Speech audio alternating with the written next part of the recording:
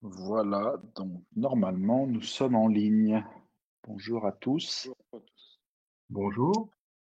14h29, on est un peu en avance. Il y a déjà une centaine de personnes connectées. On va attendre jusqu'à 14h32 pour vraiment démarrer. J'espère que tout le monde est connecté correctement et que tout le monde nous entend bien. Et donc, Voilà, à gauche, vous avez la possibilité de poser des questions et d'y répondre. Et donc là, voilà, vous pouvez répondre pour dire que vous nous entendez bien, ce serait super. Ok. voilà, tout le monde nous Visiblement, entend bien. tout le monde Tout le entend, monde ouais. apparemment. Même des petits emojis Ouais. qui montent. N'hésitez pas à poser des questions en tous les cas pendant l'heure qu'on va passer ensemble et à mettre des emojis, c'est sympa. Ça anime un peu l'écran, donc allez-y. C'est parfait.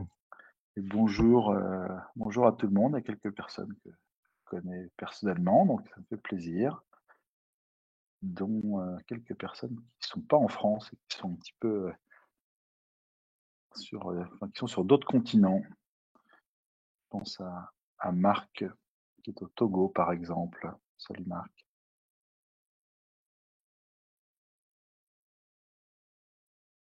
Non, on n'entend pas votre micro, donc vous pouvez faire du bruit, il n'y a pas de problème.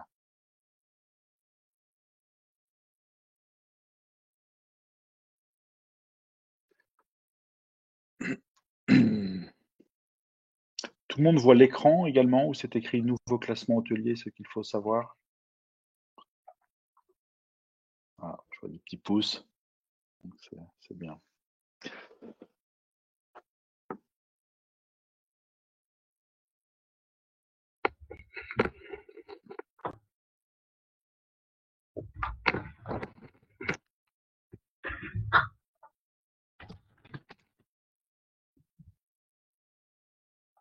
Allez, 14h32, je propose qu'on commence. On va essayer de se tenir au planning qu'on s'était donné d'une heure, donc jusqu'à 15h30 heure française, pour ceux qui sont en France. Bonjour, bienvenue à tous. On était surpris, il y a plus de 400 personnes qui se sont inscrites à ce webinaire, donc on est très content et ça nous met la pression pour faire quelque chose de bien. On va faire au mieux en tous les cas. On a enfin dans les participants, essentiellement des hôteliers, plutôt en France ou dans quelques pays francophones. On a dans les inscrits des gens qui viennent de Belgique, du Luxembourg, une personne qui est en Afrique, comme je disais tout à l'heure.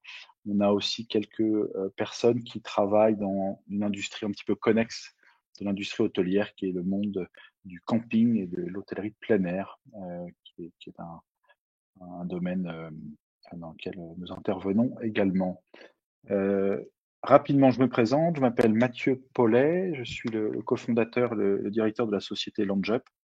LandJup, c'est une solution numérique tout en un qui permet de gérer tous les aspects de la relation client dans un hôtel ou dans un club de vacances ou dans un camping. Ça va de la gestion de la base de données en passant par le online check-in, l'upselling, la messagerie instantanée, pardon, les room directory, la presse digitale, la commande de service et bien sûr les newsletters et le marketing. Voilà tout ce qu'on fait.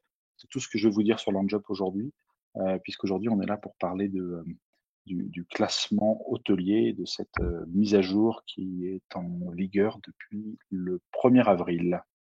On a Bruno qui est là. Bruno, je te laisse te présenter. Bonjour à tous, moi je suis Bruno, ancien hôtelier, chef de réception, directeur d'hébergement dans différents hôtels en Europe, en France, en Irlande et en Écosse. Je me suis souvent frotté au classement dans ces différents pays pour monter de 3 à 4 étoiles, de 4 à 5 étoiles, de changer de marque aussi. Et maintenant, je suis donc chez LandJup. Merci. Et donc Jean-Yves Proust, Jean-Yves, si vous pouvez Voilà. vous présenter votre société. Voilà, donc je m'appelle Jean-Yves Proust, je suis le directeur du cabinet Headlight. Ce cabinet intervient donc dans le conseil opérationnel auprès des professionnels de l'hébergement touristique. en France, tous les hébergements touristiques, dont l'hôtellerie bien sûr. On intervient en fait sur tout ce qui est études de projet, études de faisabilité de projet, positionnement, repositionnement, également de l'accompagnement stratégique sur du développement d'entreprises hôtelières notamment, ou de la transmission d'entreprises. Et puis, on a également un département qualité qui intervient sur, je dirais, la création de référentiels qualité et des audits qualité mystère.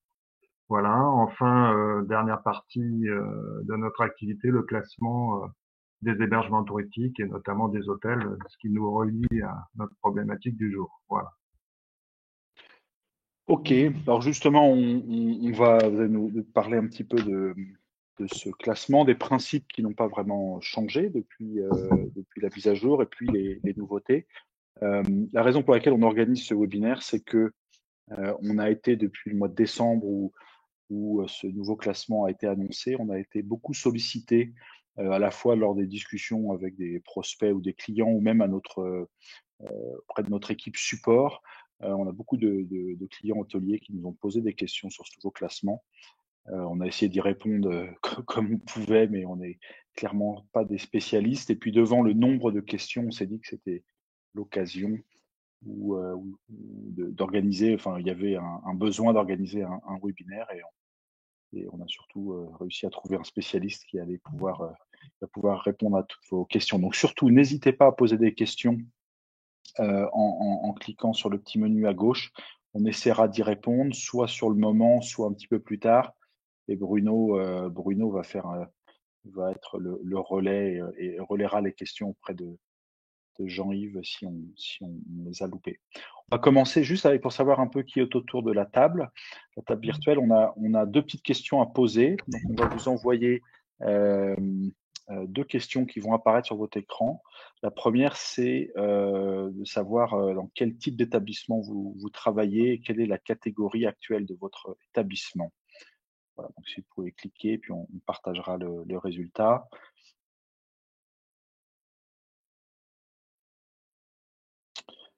Voilà, ça monte.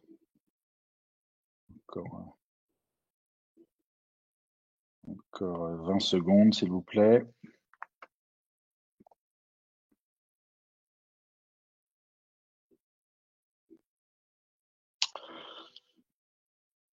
Bon, on va arrêter, publier les résultats. Et donc, on a 48% d'hôtels 4 étoiles, 38% d'hôtels 3 étoiles, 16% d'hôtels 5 étoiles, une surreprésentation de l'hôtellerie moyenne et haut de gamme. Même une personne avec la catégorie Palace. Bon, eh bien, écoutez, merci. Et autre question, est-ce que vous avez eu à gérer au cours des dernières années un audit en vue de ce classement? Oui, récemment. Ok, non, c'est pas prévu. Non, mais c'est prévu, pardon.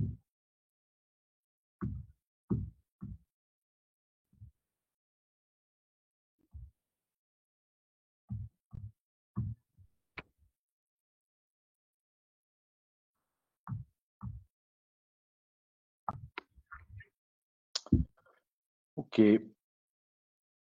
Donc, il y a 28% qui ont été audités récemment. Et d'autres qui l'ont fait il y a longtemps, et d'autres donc ça veut dire qu'ils vont devoir le refaire, et d'autres qui ont déjà prévu de se refaire auditer prochainement, donc qui sont directement concernés par ces nouveaux critères. Jean-Yves, Oui. je vous passe la main. Est-ce que vous pouvez nous rappeler les grands principes de ce classement et la typologie des critères? Oui, alors déjà le classement c'est une démarche volontaire, hein, avec un classement qui est valable pour un hôtel classé 5 ans. Et puis c'est un audit qui est fait par un cabinet accrédité par le COFRAC, le Comité français d'accréditation. Voilà, donc cette accréditation étant donnée à une vingtaine de cabinets aujourd'hui en France. Voilà. Donc le classement, on va voir donc les différents types de critères. Donc vous allez, je pense, afficher.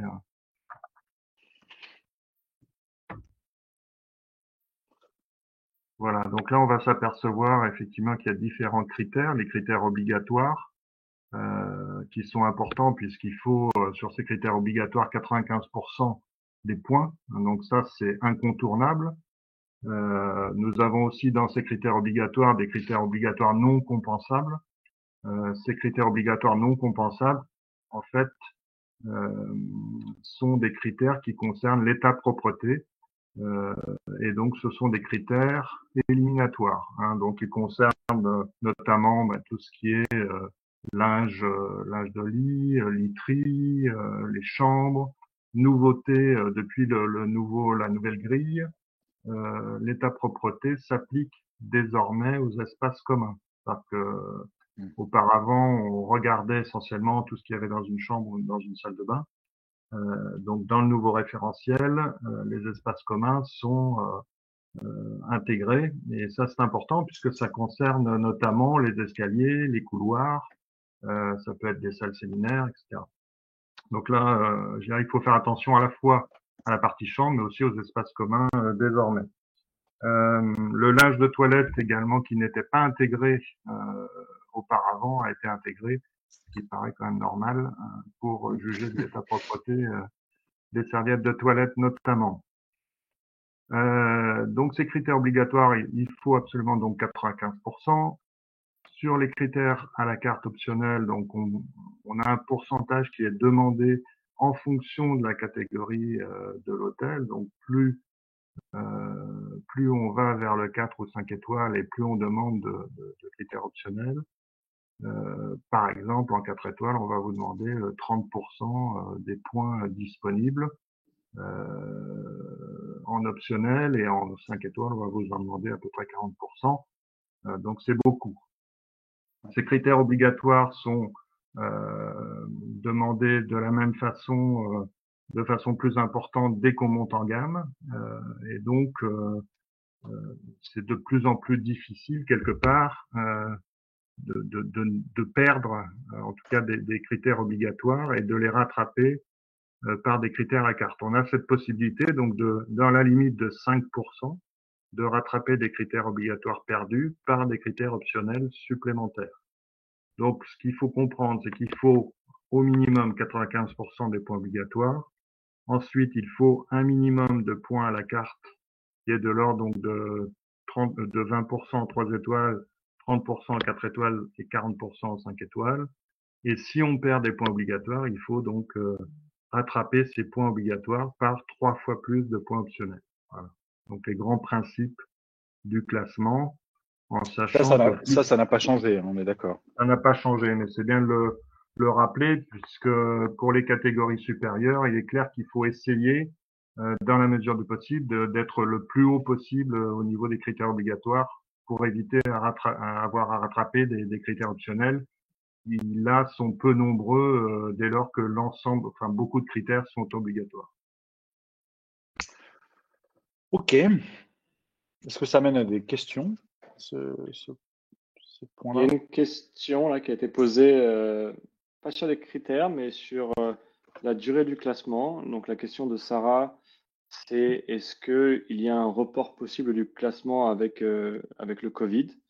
Donc si nous respectons tous les 5 ans, nous devons nous faire auditer cette année, mais avec plus d'1 an de fermeture de Covid, pouvons-nous le reculer d'1 an? Alors non, il y a eu un report déjà sur 2020 et 2021, report donc sur l'année 2022, et ceux qui ont une date anniversaire en 2022 doivent se faire classer en 2022. Néanmoins, il y a cette possibilité de s'engager avec un cabinet, de déposer un prédiagnostic et de ne pas être tenu absolument à la date anniversaire du classement. Donc, il faut se classer en 2022, mais il faut surtout déposer un dossier et s'engager avec un cabinet pour montrer que l'établissement est vraiment rentré dans la procédure de classement. Ok. On parlera tout à l'heure du processus et peut-être faire un En petit tout cas, ceux qui rétro-planning. doivent se classer en 2022 doivent se classer en 2022 absolument et pas en 2023. D'accord. Et donc après, c'est une fois tous les 5 ans, et ça, c'est pareil, ça n'a pas changé. Une question complémentaire à laquelle on peut répondre, c'est un hôtel qui serait, par exemple, 3 étoiles aujourd'hui, qui fait des travaux courant 2022, peut se reclasser, même 6 mois après son classement 3 étoiles, il peut demander un classement 4 étoiles. Il n'est pas obligé d'attendre 5 ans sa date anniversaire de classement 3 étoiles pour demander un classement 4 étoiles. On peut demander quand on veut un classement différent. Voilà. Parfait. Et donc une autre question de Benjamin. Si l'on passe des points obligatoires sans la catégorie développement durable, il donne comme exemple le double vitrage, cela réduit-il le nombre de points obligatoires à atteindre? Non, parce qu'aujourd'hui, vous avez des critères en développement durable qui sont obligatoires. Et donc, ils font partie des 100% de critères obligatoires. Donc, effectivement, vous pouvez ne pas valider certains critères, notamment au niveau développement durable, mais ce n'est pas éliminatoire. Ce qu'il faut, c'est rester dans la marge d'erreur des 5% de points obligatoires. Cette marge est différente selon effectivement le niveau de classement. Donc c'est pas Parfait. éliminatoire. Donc je sais pas si j'ai répondu à la question.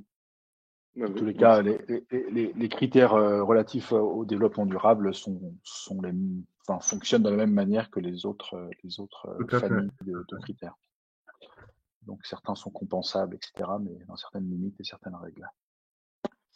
Ok, on avance, on parle des nouveautés de ce nouveau classement. Même si les principes n'ont pas changé, il y a quand même des changements notables sur les critères eux-mêmes. Alors peut-être avant parler Ouais. de l'échantillonnage, parce que c'est quelque chose d'important.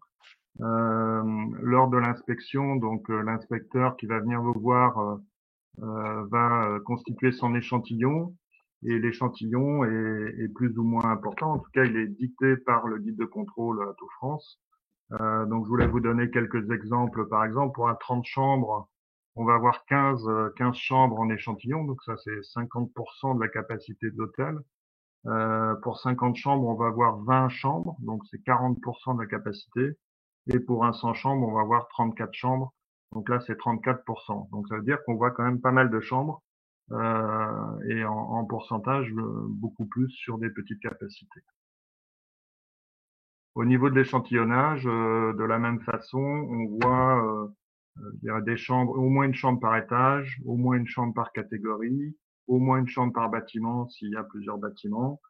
Et on essaye de voir la plus petite et la plus grande, enfin voilà, de pas pénaliser en tout cas l'hôtelier à travers un échantillon qui serait mal fait, qui par exemple prendrait que les plus petites chambres. On essaye vraiment de faire au prorata du type de la typologie des chambres. Ok.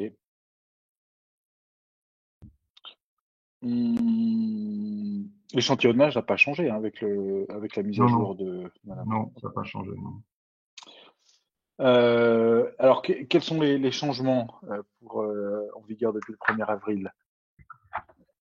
Il y a déjà des critères qui ont été effectivement supprimés, donc ça c'est une bonne chose parce que bon, la radio, donc c'est un critère un peu désuet, le lecteur DVD, les jeux vidéo, le fax, l'imprimante dans la chambre par exemple, le téléphone dans la salle de bain, le Judas, voilà, le bidet, le billard, le paiement par carte de crédit, bah, effectivement. On conçoit que tout le monde paye par carte de crédit aujourd'hui sans problème. Les soins esthétiques. Donc il y a je dirais un certain lifting du référentiel, ce qui est une bonne chose, sur des critères effectivement désuets et qui n'avaient plus leur place. Ouais. Les critères des hôtels une étoile, bon, on va passer rapidement, mais ce qu'il faut savoir, c'est qu'on a quand même un retour en arrière, qu'on peut être classé une étoile, je dirais aujourd'hui, avec 8 chambres, une salle de bain pour 8 chambres, donc c'est effectivement c'est assez facile. Donc ça concerne, je dirais, éventuellement les hôtels Formule 1, quelques hôtels de préfecture, où on demande vraiment un minimum de choses pour être classé.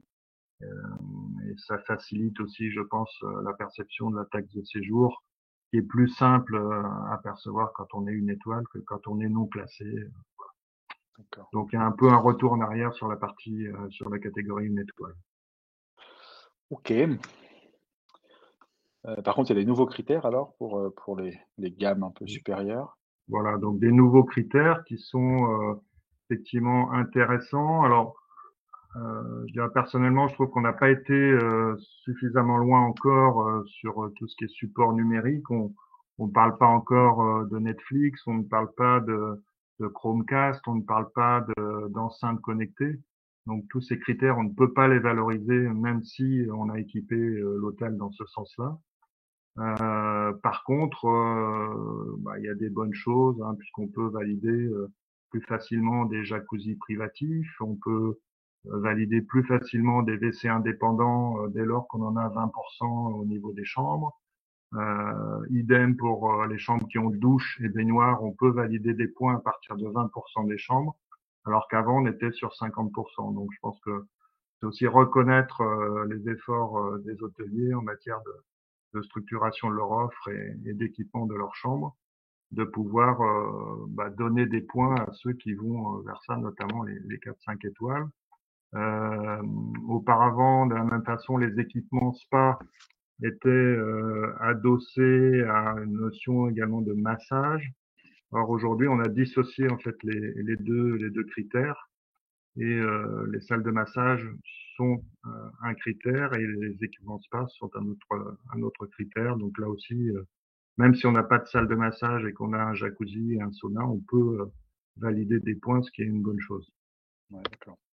Sur le numérique, les équipements les plus récents sont pas valorisés. Vous parliez du Chromecast, des enceintes connectées, de la domotique aussi, c'est des choses qui n'apparaissent pas C'est du ça. tout. Ça Ça sera n'apparaît probablement le pas. cas dans la version, je sais pas, 2029 ou je sais pas, les Oh rythmes non, de ça peut arriver avant, puisque l'ancienne grille date de 2019, donc on Ah va oui, dire il y a d'accord, 3 ans ouais. entre les deux derniers référentiels.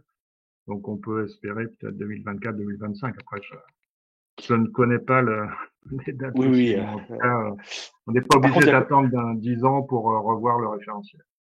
par contre, il y a quand même des évolutions sur certains supports d'information qui peuvent être maintenant acceptés en version numérique. Je pense à la presse, je pense au Tout Room à fait. Directory, aux différents supports d'information pour les clients.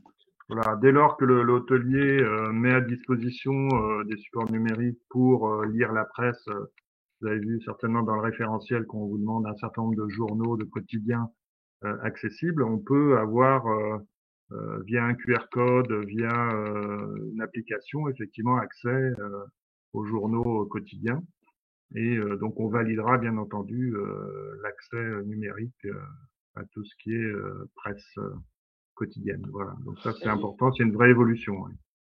et une très bonne question là du coup sur le nécessaire de correspondance, est-il toujours dans un critère ou est-ce qu'il a été retiré? Vous savez, le papier à lettres. Il est toujours présent. Il est toujours Ah, d'accord. présent et donc on peut le valider avec un petit bloc et un crayon, un critérium, un stylo. Voilà, ce qu'il faut, c'est si possible avoir au moins enveloppe papier ou bloc et puis crayon papier ou stylo. Voilà. Mais c'est toujours présent dans le référentiel. Bon, il y a beaucoup de choses sur le développement durable. Donc là, vous Ouais, allez aussi vrai en dire sujet. un mot. Ouais. Un vrai sujet. Une autre question Alors, du coup liée en fait au développement durable qui a été posée, j'attendais que ça arrive. Est-ce que, est-ce que d'avoir un écolabel peut ouais, dispenser l'hôtelier de ces critères de développement durable? non. Du tout, en fait. Non. Non, mais bon, je pense que l'hôtelier qui est écolabel va forcément répondre à une grande majorité des critères, puisque bon, écolabel, c'est quand même un label compliqué à avoir, en tout cas qui nécessite de mettre en place pas mal de choses sur le plan développement durable. On demande, là aussi, il n'y a pas vraiment de révolution. En tout cas, les hôteliers sont déjà pour la plupart dans cet esprit-là. Quand on parle d'affichage pour les clients pour économiser le lavage du linge de toilette, c'est des choses qui sont faites depuis longtemps hein, pour beaucoup. On a rajouté Atout France a rajouté une notion de réduction de la quantité de linge de lit, hein, pas seulement le linge de toilette. Donc, on propose aux clients de nous dire est-ce que vous voulez qu'on fasse votre lit aujourd'hui ou pas. Donc, il a le choix. Hein, et donc, on l'incite justement à faire des économies à ce niveau-là. Une nouveauté qui peut être un petit peu plus contraignante au niveau de la logistique, c'est le tri des déchets par les clients. Donc ça oblige, je dirais, l'hôtelier à se dire où est-ce que je vais proposer ce service-là. Est-ce que c'est dans la chambre? Et à ce moment-là, il faut 3 poubelles et pas facile, je dirais, dans une petite chambre. Est-ce que j'ai un endroit sur le palier où je peux faire ça? Est-ce que je fais ça au rez-de-chaussée? Il faut définir un endroit où en fait le client va pouvoir trier ses déchets et l'inciter à le faire, et donc avoir également une information suffisamment claire à ce niveau-là pour l'inciter à trier. Au niveau des produits d'entretien respectueux de l'environnement, c'était déjà un critère optionnel qui devient obligatoire, donc là, pas très compliqué non plus à obtenir. Une des grandes nouveautés aussi, c'est la formation du personnel à la gestion économe de l'énergie, de l'eau et des déchets. Donc ça, c'est 5 points obligatoires, et donc il y a la nécessité non plus d'une sensibilisation, mais d'une formation de l'ensemble de l'équipe en dehors des intérimaires et des saisonniers. Donc ça veut dire que toute l'équipe doit avoir reçu cette formation sur le développement durable. Donc ça, c'est des choses d'assez nouveau et qu'il faut organiser effectivement en amont du classement pour pouvoir prouver qu'on a fait une formation. La formation, c'est une question. Cette formation, justement, il y a une durée minimum. Elle ne peut pas être faite en interne, hein, si j'ai bien compris ça. Il faut que ce soit un Non, elle peut intervenant pas être fait en interne ou par exemple, le groupe hôtelier pour ses filiales ou ses franchisés. Donc, c'est forcément par un organisme externe et ça peut être sur des sessions d'une demi-journée ou d'une journée. Voilà, ce qu'il faut, c'est prouver qu'effectivement cette formation est faite, avoir l'ensemble de l'équipe présente. Alors, ça peut être en 2 demi-journées ou 3 demi-journées en fonction de la taille de l'établissement, et de s'organiser avec le formateur. Alors, il peut y avoir une question sur la chose suivante. Est-ce qu'on doit faire absolument la formation avant l'audit de classement? Non. Ça peut être prévu sous réserve qu'effectivement l'inspecteur puisse voir un bon de commande en bonne et due forme, identifier l'organisme de formation et avoir une date de formation. Voilà. Donc on peut le prévoir si on est un peu juste au niveau timing pour l'organiser. On peut le prévoir avec des choses très très formelles. Voilà. Mais plusieurs questions. idéalement, c'est bien de le faire avant. Donc, plusieurs questions, du coup, suite à ça, juste pour repréciser, hein. C'est bien que les CDI qui sont concernés, Oui, pas les saisonniers, pas les CDD, pas les extras, que les c'est collaborateurs en ça. CDI. Et quelqu'un demande si Headlight propose la formation. Et de manière générale, en fait, qui fait ces formations? Donc, tous les partenaires classiques, ou est-ce qu'il y a une accréditation pour faire ces formations? Non, alors nous on a sur la partie Headlight Consulting, on peut effectivement proposer cette formation. Et notre société Headlight Audit qui fait le classement ne propose bien entendu pas cette chose-là. Mais sur la partie consulting, oui, on peut le proposer. Et vous avez des organismes qui font ça, comme l'UMI par exemple, qui font des sessions de formation sur ce sujet-là. Voilà. Les saisonniers, Euh, pour les hôtels saisonniers, on doit aussi former tout le personnel de la même manière. Oui, oui, tout à fait. que les CDI, pas les saisonniers. Que les CDI, oui. Voilà. Que les permanents. Alors, Laurent Laporte dit on l'a informé qu'un devis n'était pas valable, ni un bon de commande, et que la formation doit être faite. Non, c'est faux. Bon, C'est voilà. faux dans le sens où effectivement les premiers retours d'Atout France sur ce sujet-là disaient non, il faut effectivement faire cette formation avant. Et on a eu en fait nous des retours terrain et d'autres avis qui stipulaient qu'il était possible d'avoir effectivement ce bon de commande et de formaliser les choses avant l'audit sans avoir fait forcément la formation. On l'a vérifié auprès d'Atout France, qui nous a confirmé qu'effectivement c'était possible. Ok. Donc c'est bien possible avant de prévoir bon de commande, formalisation de la formation, identification du formateur, date de formation. Voilà. Si on a ces éléments-là, on pourra valider. Parfait. Et une autre question, juste pour être clair, il y a beaucoup de questions autour de saisonniers. C'est un, Oui. un établissement saisonnier avec uniquement des CDD saisonniers. Il y a Ils ont... forcément un couple de gérants ou un directeur permanent. Donc c'est l'équipe permanente, même s'il y a deux patrons, un couple ou deux gérants, deux gérantes, ou en tout cas deux permanents, il faudra faire cette formation ou prouver qu'on a fait cette formation. Euh, l'engagement Ecolabel n'exempte pas l'établissement de faire la formation?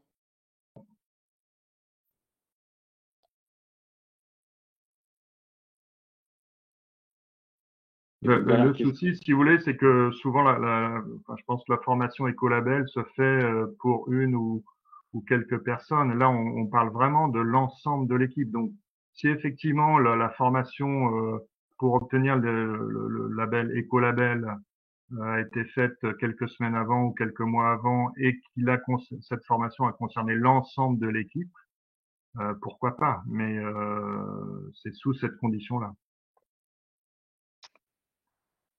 Ok. Et justement, il y avait la question sous-jacente, c'est quel est le délai de validité de la formation? Donc, si je suis reclassable en 2023, par exemple, est-ce que je peux faire la formation dès maintenant ou est-ce qu'il faut l'avoir fait à moins de X mois de... Oui, moi je dirais entre 3 et 6 mois maximum, voilà. Je pense que c'est bien. Après, je pense qu'on est à peu près dans ces eaux-là. On peut pas la faire trop en avance non plus. Mais il y a pas de directive à ce niveau-là en nous disant on doit être absolument à moins, enfin au maximum 6 mois ou 9 mois ou 12 mois. Enfin, je pense que raisonnablement, il faut le prévoir entre 3 et 6 mois maximum. Voilà. Merci. Sur le plan Ok. sur le plan développement durable, il y a quelques critères aussi sur l'information des clients sur les moyens de transport à faible impact environnemental. Donc, notamment, c'est des gens qu'on reçoit, qu'on puisse les orienter vers des transports moins polluants. Ça peut être aussi de la location de vélo, des choses comme ça. Donc, ça, c'est des critères obligatoires. Même chose sur les produits issus de la production, agriculture française régionale ou circuit court. Donc ça, c'est encourager tout ce qui est circuit court au niveau des fournisseurs, notamment en alimentaire. Et puis tout ce qui est produit commerce équitable ou bio, je dirais c'est un critère qui est passé d'optionnel à obligatoire, mais qui était déjà dans le référentiel et que beaucoup ont, je dirais, entre les yaourts bio, la compote bio, le thé, le café, commerce équitable, etc., etc. On voit que c'est des choses qui existent déjà et qui ont permis à des hôtels d'avoir déjà des points optionnels. Donc, ce critère-là passe en obligatoire également. Voilà. Il y a une dernière nouveauté importante, c'est cette notion d'équipement partagé, qui est pas, qui est pas une nouveauté anodine en fait. Vous pouvez Oui, nous en c'est dire pas quelques mots? anodin puisque aujourd'hui on voit que des complexes plus gros, plus importants en termes de nombre, en capacité, en nombre de chambres se créent un petit peu partout en France sur des grosses agglomérations. Et donc l'idée, c'est justement de dire pour ces investisseurs, pour ces établissements qui ont par exemple deux hôtels à coller de gammes différentes, hein, ça peut être un 3 étoiles avec un 4 étoiles, ou ça peut être un hôtel avec une résidence de tourisme. On crée en fait cette notion d'équipement et de service partagé avec des critères qui peuvent être donc partagés sur les deux hôtels. Par exemple, un hall d'hôtel peut être noté de la même façon pour l'hôtel 3 étoiles et pour l'hôtel 4 étoiles, dès lors que le critère existe des deux côtés sur le référentiel. En tout cas, en hôtellerie, ça existe. Et par exemple, sur une résidence et un hôtel, il est important que le critère existe dans les deux référentiels pour valider effectivement ce critère-là. Donc vous voyez à l'écran différents critères qui peuvent être partagés. La bagagerie, on peut avoir une bagagerie donc unique pour deux hôtels qui sont accolés sur le même complexe. On peut avoir une réception commune, ce qui est intéressant pour l'équipe et qu'elle puisse être un peu plus polyvalente et aller, je dirais, des deux côtés. Au niveau de l'accueil, donc au niveau de la conciergerie, au niveau des navettes, du parking, ça peut être aussi les équipements de restauration, la salle de petit déjeuner, tous les équipements bien-être, les jardins, les terrasses, enfin donc ça regroupe tout un tas de critères qui peuvent être communs en fait à deux hôtels qui partagent un certain nombre de choses et qui sont dans un même complexe, je dirais hôtelier ou hôtellerie et résidence par exemple. Donc ça c'est assez nouveau et assez actuel puisqu'on voit se développer ce type d'établissement aujourd'hui assez régulièrement. Ok. Donc les bornes électriques peuvent être partagées. On avait une question Aussi. de Rima qui demandait si les bornes de recharge pour véhicules électriques étaient obligatoires. Non, Non, c'est optionnel, ça rapporte des points si on en a, mais ça reste optionnel aujourd'hui. ok. Donc, optionnel et partageable. C'est partageable. Oui. Nous avons deux hôtels, l'un en face de l'autre, dans Paris. Les clients prennent le petit déjeuner dans l'un. Donc, est-ce que nous validons le critère?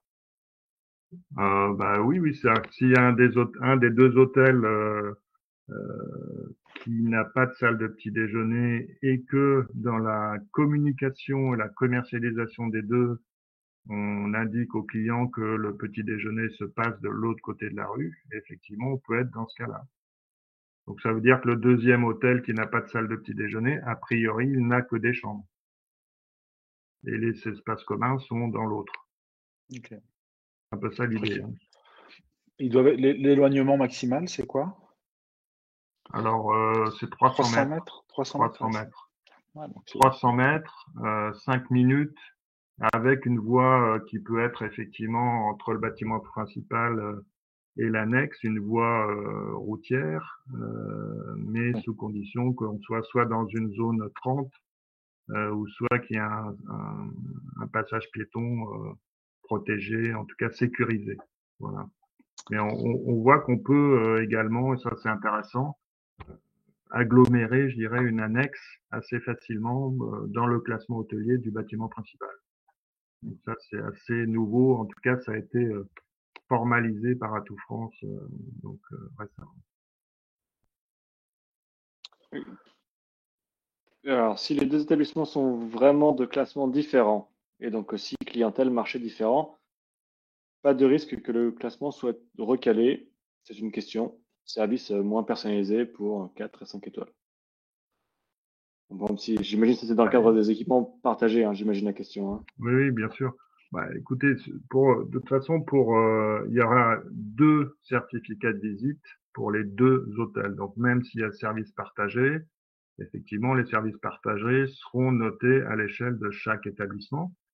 Maintenant, sur la notion de service pour l'hôtel qui sera le plus haut de gamme, il y a une notion de visite mystère et il y a une dizaine de critères de visite mystère qui vont justement permettre aux 4 étoiles de tirer son épingle du jeu par rapport aux 3 étoiles. Donc effectivement, si c'est l'équipe, je dirais, qui a l'habitude d'un client 3 étoiles et qui fait le check-in du client 4 étoiles, il faut qu'elle soit un minimum formée.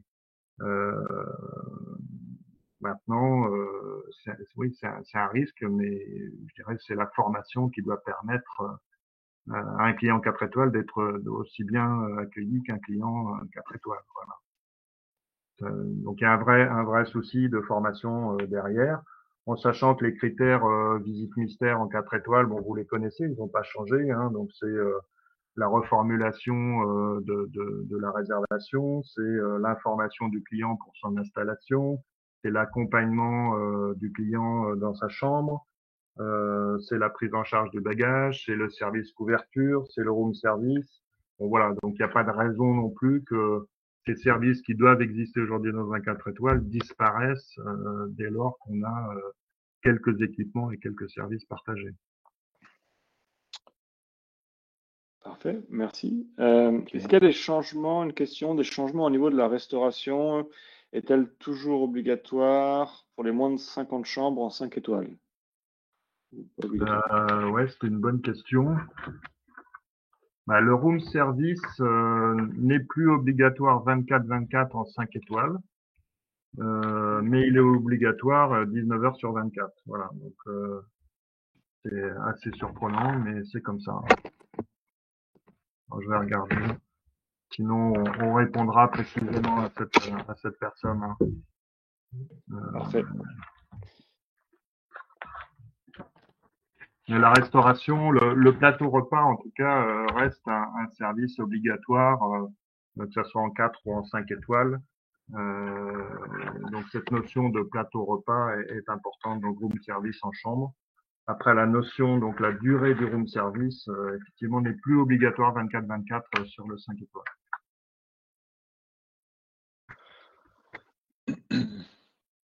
Ok. Est-ce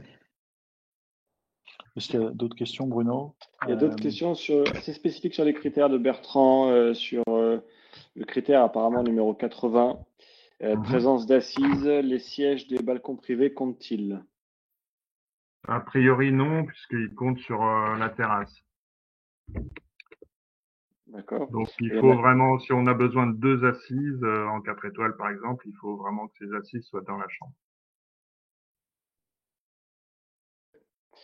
et une autre question, toujours précise sur les journaux, toujours de Bertrand.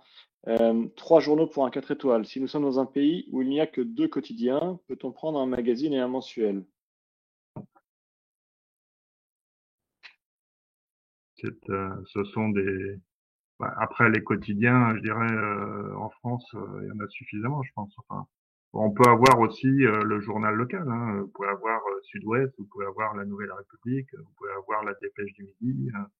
Vous n'êtes pas obligé d'avoir le Figaro et les Échos. Donc ce qu'il faut, c'est avoir 3 titres différents qui peuvent être des titres locaux, régionaux aussi. Parfait. Le room service peut-il être sous forme d'assiette froide en 4 étoiles? On nous dit pas si ça doit être chaud ou froid, donc je pense qu'il n'y a pas de souci là-dessus. Ce qui est important, c'est qu'il y ait une carte de room service, si vous voulez. Ça, c'est important. Et qu'on voit ce qu'on peut choisir. Donc, c'est pas obligatoirement la carte du restaurant qui est servie à n'importe quelle heure du jour et de la nuit, hein, pour répondre à cette question.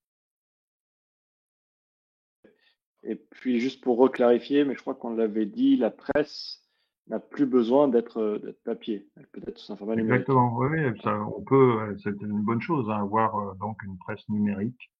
Reste à formaliser les choses et à expliquer au client comment il peut faire et quelle application il doit télécharger ou quel est le QR code qu'il doit télécharger et donc lui permettre d'accéder à ces journaux numériques.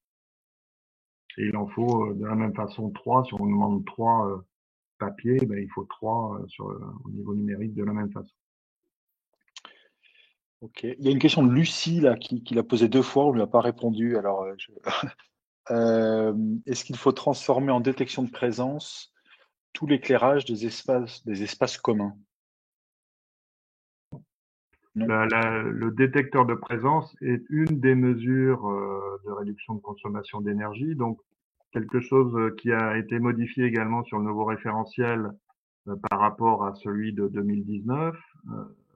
Donc 2019, on valorisait au moins une mesure de réduction de consommation d'énergie, qui peut être par exemple les ampoules LED ou la carte coupe-circuit dans la chambre. Mais le détecteur, je dirais, de présence dans un couloir va valider également la mesure de réduction de consommation d'énergie. Et vous avez un deuxième critère donc sur ça qui est maintenant optionnel. Donc on peut avoir une mesure de réduction de consommation d'énergie qui est un critère obligatoire et la deuxième mesure est un critère optionnel. Donc on peut avoir des points à partir du moment où on a au moins deux critères sur l'énergie, de la même façon sur l'eau et de la même façon, je crois, sur les déchets. Voilà. Donc plus on a de mesures et plus on a de points, mais dans la limite, malheureusement, de deux mesures. C'est-à-dire que celui qui est vraiment, par exemple, écolabel et qui a mis beaucoup de choses en place, il ne pourra valoriser que son point obligatoire et son point optionnel, et un seul point optionnel. Donc ça, je pense que là aussi, les choses évolueront et il serait bien d'encourager ceux qui ont vraiment fait des efforts aussi dans ce sens-là. Il y a beaucoup de questions, hein. Et il y a plusieurs questions là sur le minibar, entre autres. Est-il toujours obligatoire en 4 étoiles? Et aussi, qu'est-ce qu'il faut mettre dedans en termes de choix? Puisque, comme le dit toujours Lucie, beaucoup d'établissements ont vidé les minibars pendant le Covid. Oui, alors je crois qu'il est toujours obligatoire. Je vais vérifier quand même. En tout cas, bon, s'il est demandé, il faut obligatoirement 3 encas et 3 boissons. Donc un mini-bar qui existe mais qui est vide, ça ne fonctionne pas et ça ne sera pas validé. Voilà, donc 3 encas et 3 boissons, obligatoire. Ok. Une autre question ici. Mon classement a lieu le 20 avril après avoir été décalé depuis des mois à cause du Covid. Devons-nous également prévoir la formation du coup de développement durable? Ah ben oui, puisque cette question vaut 5 points obligatoires et donc il faut absolument engager les choses avant l'audit. Voilà. Sinon, il y aura 5 points perdus. Après, c'est pas 5 points éliminatoires, mais c'est 5 points perdus. Alors, sur la question sur les quotidiens, donc c'est Bertrand. Bertrand est à La Réunion. Donc voilà, il nous indique qu'il y a donc que 2 quotidiens à La Réunion. C'est pour ça, d'où la question. Ça peut être des quotidiens de Quotidiens métropole, locaux. quoi.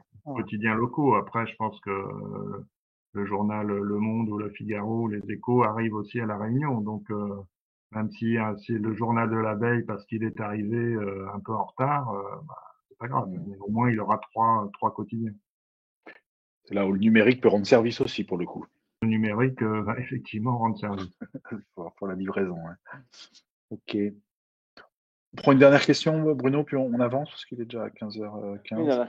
Une dernière question sur l'équipement dédié au sport en plein air. Doit-il être permanent ou peut-il être à la demande? Critère 138. Ça doit être permanent. Ouais. Ça doit être permanent. S'il y a un terrain de tennis ou un terrain de pétanque ou des balançoires pour les enfants, effectivement, il faut que ça soit permanent. Ok. Allez, la toute dernière, là. Laquelle? Donc, il y a une réflexion que dans les dom-tom, certains critères ne paraissent pas adaptés, les exigences n'étant pas les mêmes. Et je ne sais pas si on peut je sais pas si vous avez une réponse à apporter. C'est toute la difficulté de faire un référentiel qui effectivement s'applique à toutes les destinations. Ouais. Il y a quelques nuances. Il y a quelques nuances sur l'altitude de l'hôtel qui rend la clim non obligatoire, ou si j'ai bonne mémoire, à Saint-Pierre-et-Miquelon, la clim n'est pas obligatoire en 4. Oui, c'est ça. C'est à partir de 1000 mètres, la clim n'est pas obligatoire. En dessous, elle l'est. Voilà. Donc, effectivement, on a pris en compte, notamment en montagne, que la clim n'était pas obligatoire à partir d'une certaine hauteur. Donc, je pense que ça va dans le bon sens. Ouais. Il y a une question sur le Room Directory digital, qui est un sujet qui nous concerne, Bruno.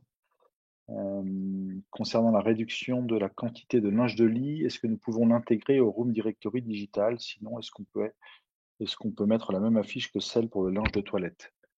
Les deux sont possibles et moi, vraiment, j'encouragerais là tous les participants là qui nous écoutent à formaliser le plus de choses possible, le plus de services possible dans le Room Directory.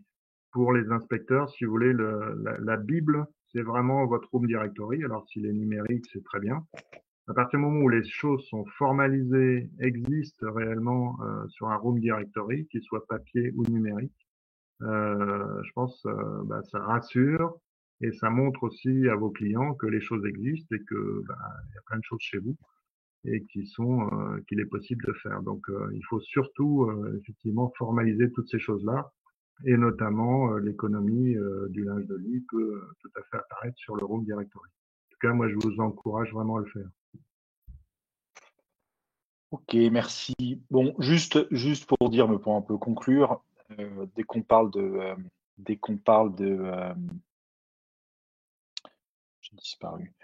Dès qu'on parle de réglementation, de classement, il y a un côté très strict, presque que anxiogène, mais en fait, il y a beaucoup de bénéfices derrière tout ça et c'est important de le rappeler. Donc, on se rend compte quand même que les critères sont un peu plus en phase avec les usages et les attentes des clients et des hôteliers d'ailleurs, qu'il y a quand même pas mal de nouveaux critères qui vont dans le sens de la réalisation d'économies pour l'hôtel. On parlait de la presse digitale, c'est moins cher que de la presse papier. Le room directory digital, c'est moins cher à faire, à maintenir que de le faire en papier. Puis c'est en phase avec les usages. Sur le développement durable, évidemment, il y a beaucoup d'économies. Les équipements partagés aussi, c'est générateur d'économies. Donc c'est quand même assez positif tout ça. Et Bruno, toi on a discuté l'autre jour, qui avait géré des montées en gamme, il y a aussi un vrai impact, autour du management et de la gestion de son équipe. Tu peux nous en dire un mot? Oui, oui, c'est vraiment un projet, ça implique tout le monde. Alors, il y a eu tous les critères dont on a parlé qui sont très factuels, mais même pour les rassembler, c'est vraiment l'opportunité de fédérer toutes les équipes autour de ce projet. D'abord, c'est un beau projet, même peu importe si on monte ou si on renouvelle, entre guillemets, c'est toujours un beau projet, c'est une fierté à avoir et c'est encore plus une fierté si tout le monde la partage. Donc, c'est vraiment le bon moment pour impliquer dès le début, ça c'est aussi très important. Dès qu'on commence à y penser, dès qu'on voit l'horizon arriver, laisser le temps aux collaborateurs de digérer ça, de se préparer, beaucoup communiquer, beaucoup euh, casser les mythes aussi. Les gens s'imaginent beaucoup de choses autour des audits mystères, autour d'une montée en gamme, ou autour des fois d'un renouvellement de critères. Et vous avez facilement peut-être des gens un peu négatifs qui vont dire enfin, qui trouveront que c'était pas normal ou que pour ci ou pour ça. Enfin, on ne sait pas trop comment on a eu ces critères-là à l'époque.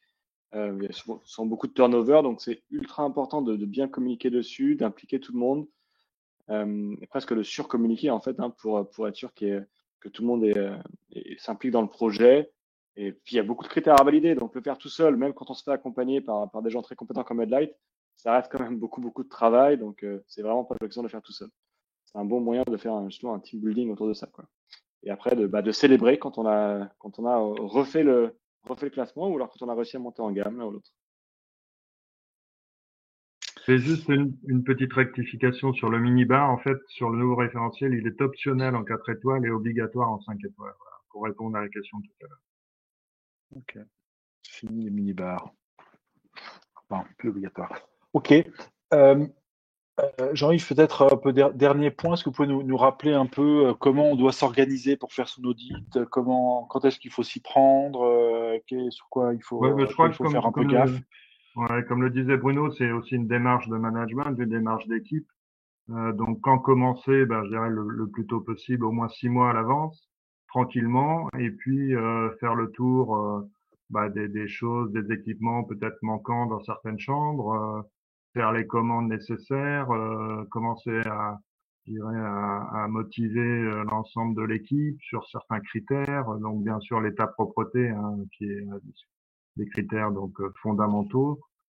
Et puis sur l'accueil pour la visite mystère en 4-5 étoiles. Donc petit à petit on avance et on veille effectivement déjà à valider ou à prévalider au moins 95% des critères obligatoires. Voilà, donc ça c'est une démarche importante en amont. Ensuite, il faut effectivement choisir un cabinet, demander donc une offre commerciale, ensuite déposer un prédiagnostic en ligne sur Atout France, hein, sur la plateforme Atout France. Qu'est-ce qu'on y met dans ce pré-diagnostic? Donc dans le prédiagnostic, on va à la fois remplir un onglet grille générale qui sont en fait les critères obligatoires. On va mettre oui ou non, hein, donc globalement, on va mettre essentiellement des oui sur les critères obligatoires qui sont a priori prévalidés. Et puis, on aura également un onglet chambre, hein, sur ce prédiagnostic qui oblige l'hôtelier je dirais, à chambre par chambre, à noter à la fois la surface de sa chambre, la surface de sa salle de bain, la taille de la literie, savoir s'il y a une entrée, pas d'entrée, etc., une terrasse, un balcon. Voilà. Et donc, il doit remplir ce document et le transmettre, par exemple, à Headlight Audit Et nous, on le reçoit en fait en ligne via l'intranet Atout France. Voilà. Donc c'est quelque chose à remplir en amont. Et donc pour compléter cette préparation, c'est un peu la fin de la préparation. Une fois qu'on a fait le prédiagnostic, normalement, on est à peu près prêt. Et le classement peut intervenir généralement 3 semaines, un mois après. Voilà. Donc période, je dirais, de 3 à 6 mois, plus de 6 mois que de 3 mois. Hein, parce que 3 mois, on n'a pas le temps de faire énormément de choses. Et on voit bien les délais aujourd'hui pour obtenir certaines commandes d'équipements ou de petits matériels. Donc il vaut mieux s'y prendre un petit peu à l'avance. Voilà. Il faut mieux. L'hôtelier est obligé de se faire encadrer par un cabinet ou il peut le faire la démarche tout seul? Il peut faire la démarche tout seul, il n'y a aucun souci, bien sûr. Enfin, de préparation, l'audit. L'audit, ça doit L'hôtelier être fait. soit se sent à même de préparer lui-même son classement et il n'y a aucun souci là-dessus, ou soit il se dit tiens là je suis peut-être un peu juste, ou il y a des critères, je ne sais pas trop si je les valide, si je les valide pas. Enfin en tout cas je me pose certaines questions et je veux effectivement avoir un audit blanc en amont. Ce qui est important surtout pour l'hôtelier, c'est d'avoir ses codes et identifiants pour pouvoir intervenir sur la plateforme Atout France et je dirais rédiger des documents qu'on lui demande de saisir. Différentes questions là, et il y en a une assez pertinente. Et pensez-vous que les grilles vont également évoluer pour les autres types d'hébergements, type camping, donc hôtellerie de plein air, etc. C'est possible. Alors déjà pour le camping, ce qui est intéressant, c'est que la notice, je dirais, d'équipement et de services partagés est adoptée également pour les campings, les villages vacances. Et ça, c'est une bonne chose. C'est-à-dire qu'un camping peut partager aussi des équipements et des services, par exemple avec un hôtel ou une résidence de tourisme ou avec un village vacances. Donc ça, c'est la nouveauté pour les campings. Maintenant, vous dire quand est-ce que le référentiel camping va évoluer, il faut mieux poser la question à Atout France. Moi, j'ai pas la réponse en tout cas aujourd'hui, mais j'ai pas d'informations en tout cas là-dessus. Okay. Il y a d'autres questions s'il nous reste un peu de temps, Mathieu. Oui, écoute, on a fini à peu près ce qu'on voulait dire, donc on a encore 4 minutes de questions. Allez. Parfait. Donc il y avait des questions, par exemple, sur alors le critère, la question elle est sur le critère 223 de Bertrand qui concerne la réduction de consommation d'eau. Est-ce que Oui. c'est uniquement pour les clients ou est-ce que ça concerne aussi les parties du personnel? C'est à l'échelle de l'hôtel au sens large. Voilà. Donc, si par exemple on a une citerne à eau qui permet d'arroser les espaces verts de façon économique, bah, on validera bien entendu cette mesure. Question sur, encore une fois, tout ce qui est développement durable de Daniel. Quelles mesures pouvons-nous mettre en place dans le point de réduction des déchets de 129? Quelle mesure pour la réduction des déchets? Bah, par exemple, au petit déjeuner, avoir des produits qui soient pas en barquette individualisée, par exemple.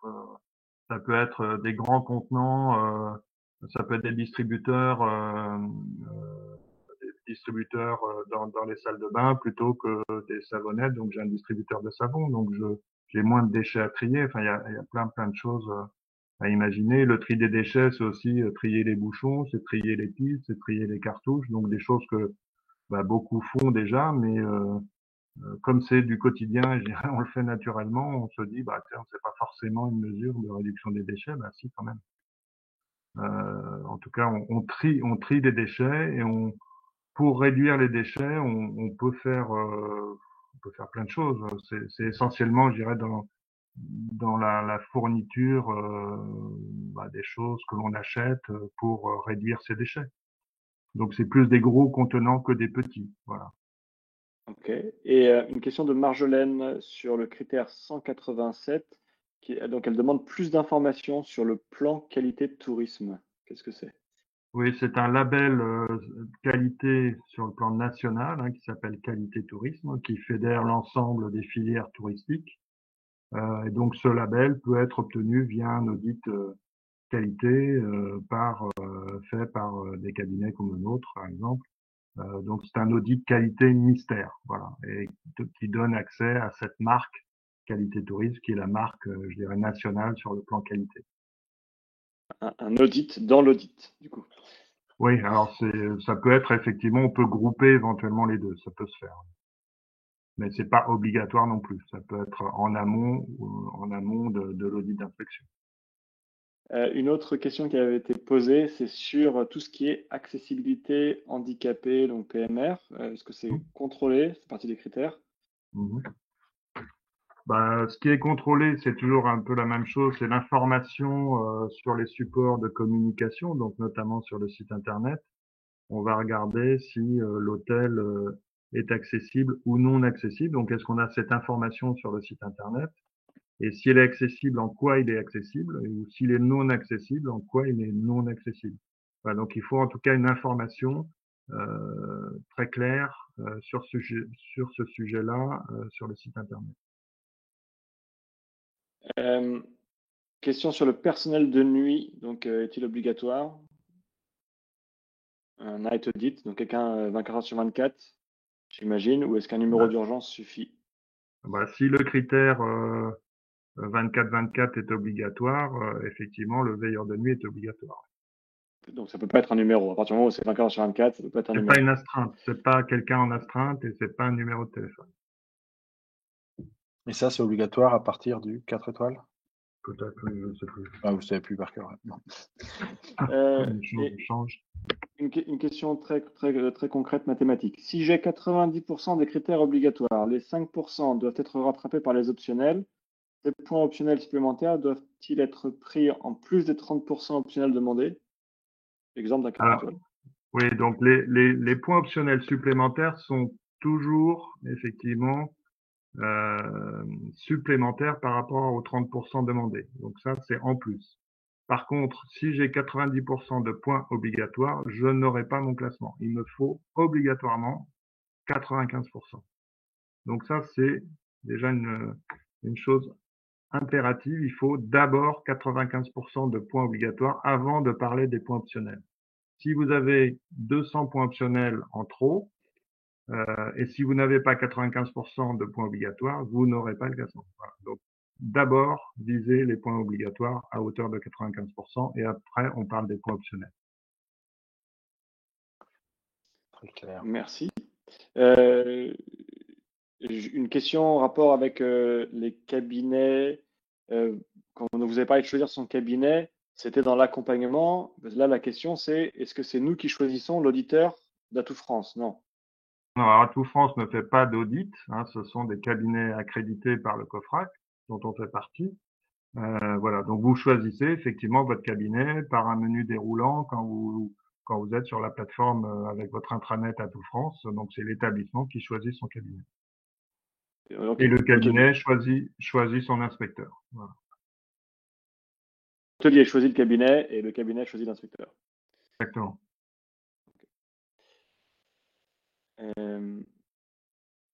Attendez, Ok. je remonte un peu dans les questions. Je n'ai pas vu de sujet sur le plastique. Ça rentre dans le tri sélectif, hein, dans la gestion du tri des déchets. Quelles sont les grandes différences entre les classements hôtel et les classements résidence? Voilà, on pourra en parler pendant une heure, mais moi j'invite la personne qui pose la question à télécharger le document sur la plateforme Atout France, hein, Atout France classement, et donc il verra effectivement la différence. Une grosse différence déjà, c'est qu'il faut une cuisine équipée systématiquement en résidence de tourisme. Voilà, donc ça c'est déjà une grosse différence avec un certain nombre d'équipements qui sont demandés. Donc pour moi c'est déjà la principale différence. Ok. Peut-être une ou deux dernières questions pour pas déborder. Il y avait sur l'item 55 plusieurs types d'oreillers. Est-ce qu'il y a un nombre? Sur- Non, c'est pas défini. Après les oreillers à mémoire de forme, des oreillers plus ou moins durs. Enfin, ce qui est important c'est qu'on voit qu'effectivement il y a un choix possible. Là aussi qui doit être formalisé en disant bah écoutez messieurs les clients voilà le type d'oreiller que l'on a et donc voilà les possibilités que vous avez pour mieux dormir. Voilà. Mais il n'y a pas de nombre requis. Atout France n'a pas défini si c'est 2, si c'est 3, si c'est 4 différents. Voilà. Alors, et dernière question, c'était de nouveau sur la formation durable. Donc, on a retenu qu'il fallait la faire à peu près 3 à 6 mois avant. Quid du turnover si entre-temps on a des gens qui changent et qui arrivent? Oui, bah, c'est une vraie question, hein. En tout cas, vous aurez une preuve comme quoi bah, vous êtes quelqu'un de bonne volonté et qui a fait la formation en temps voulu. Après, si vous avez un turnover important dans l'équipe, mieux vaut effectivement la rapprocher le plus possible de la date d'audit. Maintenant, on va pas contrôler non plus la présence de toutes les personnes qui ont émargé, savoir si elles sont encore là ou pas là. L'important, c'est qu'à la date donnée, toute l'équipe était bien présente. Et c'est pas comme certaines formations de restauration, elles sont pas individuelles. C'est-à-dire que le collaborateur qui l'a fait dans un hôtel et qui change, il vient pas avec moi je Non, l'ai fait la formation, regardez. non, c'est ça, c'est vraiment hôtel par hôtel. Mathieu, écoute, moi je vais pas dépasser plus, il est 35. Ouais, on va s'arrêter là. On a donc il y a quand même pas mal de documentation sur le site d'Atout France. On remettra le lien sur le mail de suivi. Il y a un document d'une petite centaine de pages qui décrit assez bien chacun des critères. Donc je vous encourage à le lire. On a fait plus modestement un petit article sur notre blog pour aussi réexpliquer certaines choses sur le calcul des points, etc. Ça répondra peut-être à certaines questions auxquelles on n'a pas pu répondre.